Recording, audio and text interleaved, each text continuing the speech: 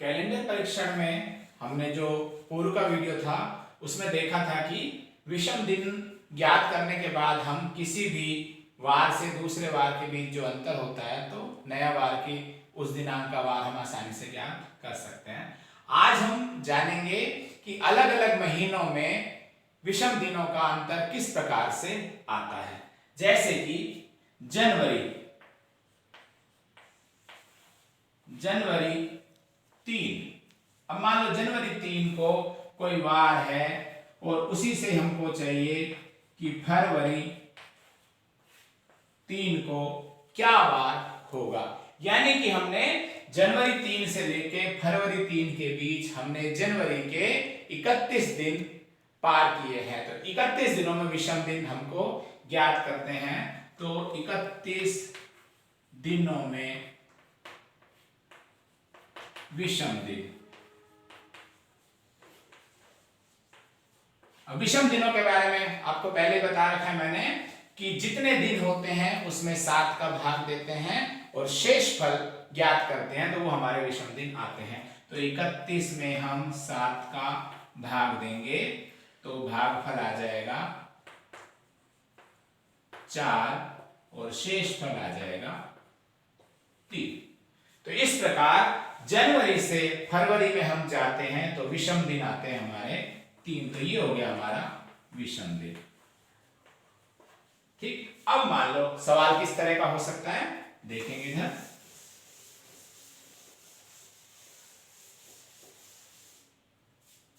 हमारा प्रश्न आया 7 जनवरी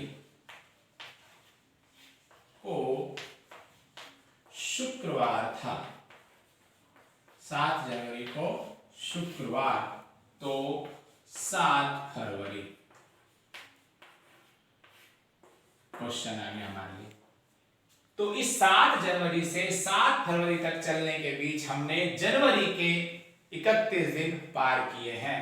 तो यहां पर विषम दिन आया।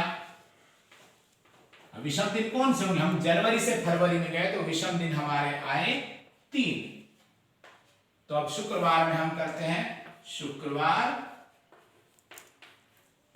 प्लस 3 दिन। तो शुक्रवार में 3 दिन जुड़ता हमारा आ गया शनिवार, रविवार और सोमवार। तो ये आ गया हमारा सोमवार। तो ध्यान में आया, अगर 7 जनवरी को शुक्रवार है तो 7 फरवरी को सोमवार होगा। ठीक है, अब आगे देखते हैं हम।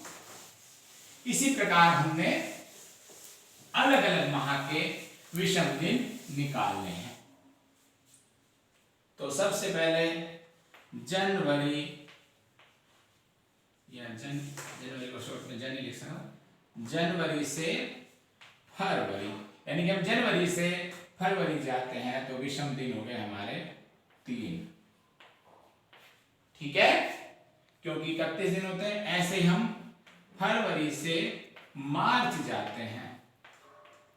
अब फरवरी से मार्च हम चलते हैं तो अगर हमारा सामान्य महीना है तो 28 दिन का होता है तो विषम दिन हमारे होते हैं 0। और अगर हमारा लीप वर्ष का होता है तो विषम दिन होता है 1।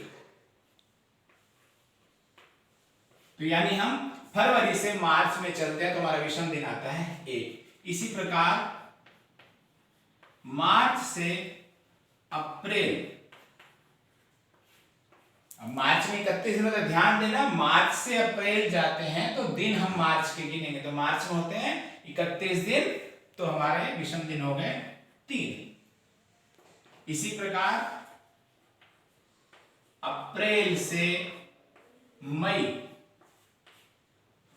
अप्रैल से मई, अप्रैल में होते हैं 30 दिन। अप्रैल से मई हम चलेंगे तो वही 30 में 7 का भाग दिया, शेष आया 2। तो विषम दिन आए हमारे 2।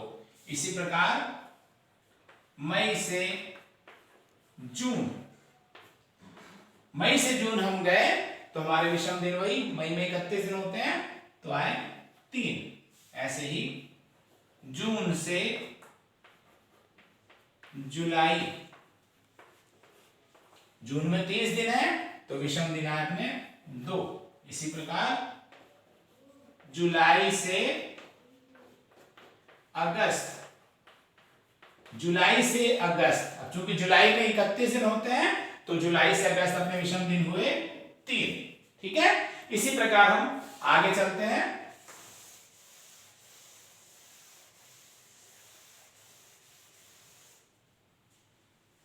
अगस्त से सितंबर, अगस्त से हम सितंबर गए तो अगस्त में दिन थे 31 तो विषम दिन आए हमारे 3। सितंबर से अक्टूबर,